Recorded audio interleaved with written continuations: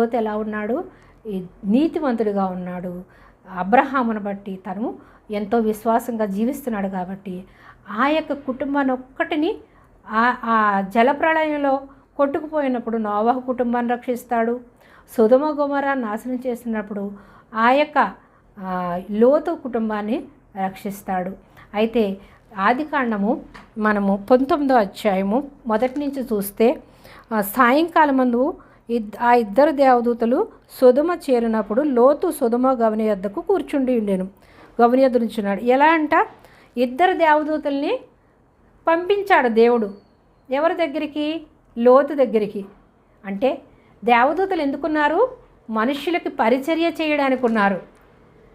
దేవుడు నిర్మించుకున్న మనుష్యులు దేవుడు స్వహస్తాలతో దేవుని పని అయి ఉన్నాం మనము. కాబట్టి దేవుని పని అయినటువంటి మానవులకి పరిచర్య చేయడానికి దేవదూతల్ని దేవుడు